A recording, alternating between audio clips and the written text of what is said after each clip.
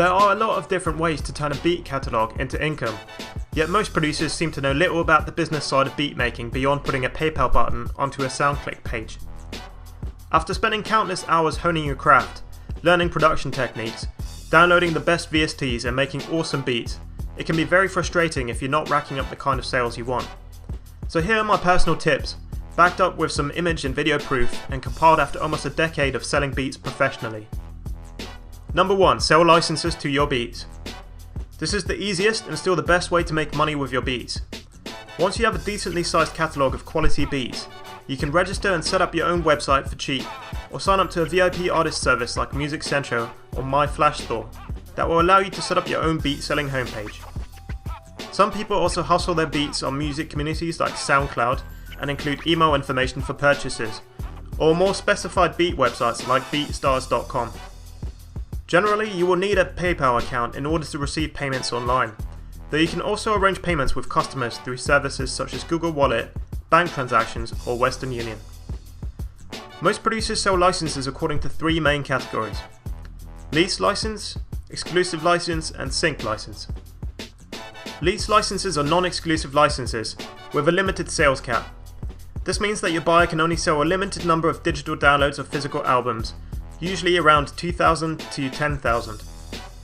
Your beat can be leased to an unlimited amount of buyers as you retain the rights to your beat.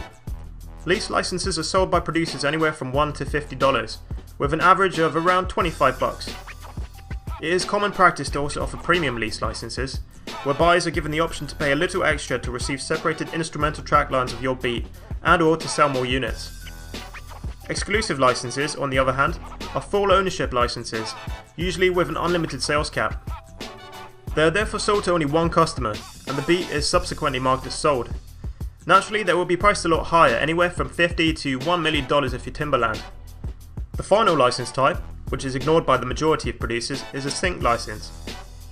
While lease and exclusive licenses are targeted at recording artists, sync licenses are for media professionals and broadcasters such as websites, movies, TV, or video games. Sync licenses are usually limited to a specified number of broadcasts, for example 1 DVD release title. They are commonly priced between lease and exclusive licenses, depending on the intended use. If you're planning to make beats your full-time income, then selling licenses will be the backbone of your operation. Even if your plan is to go after album placements, your first priority should always be setting up your internet presence. Get yourself a PayPal account, set up a beat selling website, and start promoting. Here on my PayPal account you can see the kind of income our beat page generates in a good month. That's $23,000 in USD only. Though of course bear in mind I've been selling beats for a long time, but the sky really is the limit for you. Number 2. Sell other producers' beats. It might seem counterintuitive to spend your time pushing other producers' beats, but building up a team of beat makers can be beneficial in many ways. Not only can you feed off each other creatively and provide your customers with a constant stream of fresh material, you can also agree to take a set percentage of the sales you make for your fellow producers. If you put together a strong team with a diverse range of beat styles, you can greatly increase your market share and divide marketing duties. Everyone benefits. Number 3. Sell MP3 downloads. A lot of producers neglect selling MP3 downloads to their beats, opting instead to give out free downloads, or not to allow any downloading at all. However, giving out MP3 downloads for 99 cents or $1.99 for example, can actually be a great additional revenue source. Essentially this is free money, as you can make it clear to your customers that the MP3 downloads are intended for non-profit use only. There is a big market of music fans and casual artists who might enjoy just listening to your beats or recording on them for demo or personal use, without wanting to invest the $20 odd for a commercial lease license. If you're worried about the safety of your beats, you can always tag them and tell customers that untagged versions are only sent out with lease or exclusive licenses. This is a fair deal for everyone, as your listeners will still get to enjoy and/or trial your beats. MP3s can be sold through a number of online vendors such as iTunes, Amazon, or the SoundClick MP3 store. Number 4. Make beat tapes. Similar to selling MP3s, it is well worth your time releasing beat tapes or compilations of your instrumentals, perhaps even the odd exclusive release with unpublished beats. This can generate a lot of excitement amongst your fans and lead to your music being discovered by whole new fan groups on sites like CD Baby. Over the years I've released a number of compilation albums and published them all via CD Baby. The site is really useful. As well as selling your music through their own website, they will distribute your songs to all their digital partners such as iTunes, Amazon, MySpace Music or Rhapsody. What's more, you have the ability to enter all your songs into sync licensing deals via Rumblefish, which can potentially earn you even more money if your beats are used, for example in YouTube videos. CD Baby have paid out almost $10,000 to me so far, and as they add more and more digital partners, the monthly checks seem to get bigger and bigger. Number 5. Become a YouTube partner. Becoming a YouTube partner, and subsequently having sponsored advertisements displayed in your videos, is more of a long-term strategy, as it will take you a while to get to a point where you're making decent money. Unlike before though, anyone can monetize videos now, which basically means you will have Google Ads displayed before, during, or after your videos. You will need to have signed up to an AdSense account, and will earn a percentage of all ad revenue generated in this way. If you regularly update your YouTube channel with interesting content and get a lot of traffic, this can potentially be a really big earner. If you don't really have the time to make a lot of interesting videos, even just uploading a couple of beat videos a month, that is a video of a beat playing over some kind of static background image, could earn you a tidy sum. Personally, my channel has made over $11,000 in that way so far. Number 6. Get a TV placement. Getting a placement in a TV show, film, or video game can be an arduous process. There are thousands of producers out there submitting their material to placement opportunities on a daily basis. However, if you regularly network and build relationships with media professionals, companies, and agencies, you will eventually persevere and the spoils will be worth the toil. While you won't necessarily be paid a large sum upfront, the royalty payments are where producers really make the big bucks. In order to benefit from this, it is essential that you are registered with a royalty collection association such as BMI, ASCAP, SESAC or PRS. TV stations in the US in particular pay out large sums just for short music segments in their programming. My last quarterly royalty check from the PRS was for a single placement on CBS Sports, and that was something around $4,200 for 30 seconds of a beat. That's not too bad, right? Number 7. Get your beats on internet radio. Getting your beats onto a regular radio station can be pretty hard, as by and large stations are only interested in full songs. However, internet radio stations are a different matter.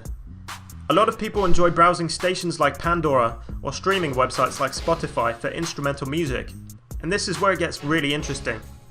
Pandora and Spotify both share out their profits amongst members according to the amount of plays your music receives. You do have to jump through some hoops to get your music onto online radio stations or streaming sites, but if your beats prove popular, this can be a nice little side earner. Pandora just recently announced that they send over 2,000 artists more than $10,000 a year. Artists like Drake and Lil Wayne even make $3 million a year. Number 8. Make a drum kit. A lot of producers have recently taken to the idea of packaging and selling their own drum sounds for other musicians. There is a vast amount of producers out there hunting for new and better drum samples, and if you've already built up a reputation with your beats, chances are there will be someone out there ready to jump at the chance of emulating your sound. Putting together a drum kit can be fairly time consuming, but if done correctly it can be a worthy investment. You can sell your kit on your own website, or even better, find the most popular drum kit websites out there and partner with them to retail your products. As they already have a ready-made sales platform, audience and marketing strategy, they will be better positioned to sell your products than you are. Be prepared though, most vendors will take a 50% cut of sales. This is pretty normal. Personally, I've always sold my kits through websites like producerloops.com, and as you can see, through them alone I've earned around $3,700 in commissions so far. If you get your kits on a couple websites like Producer Loops, Modern Producers, or the Music Central Marketplace, that could be a great side income for you. Number 9. Submit your beats to music libraries. There are a big number of music libraries and stock music websites online, ranging from general sites to industry-specific sites for film music, ad music, or video game music. When you upload your beats to these sites, you will usually have to enter into non-exclusive sub-publishing agreement, which basically means you are signing over the right for those websites to make money with your music in exchange for a profit share. They will usually charge somewhere in the region of 50 to 75%, so that's a pretty big chunk. However, a lot of producers make a good amount of money licensing their beats through websites such as Pump Audio or Audio Jungle. The customers of these sites are usually video creators, advertisers, or website owners. So by uploading your music to these sites, you can reach a new audience outside of the recording artists. Just make sure you read any contract you sign with these websites very carefully, as some of them are known to be fairly cutthroat. Number 10. Be creative. Okay, so this last one is a bit of a cop-out, but what I'm trying to say is that there are an endless number of ways in which you can make money from beats.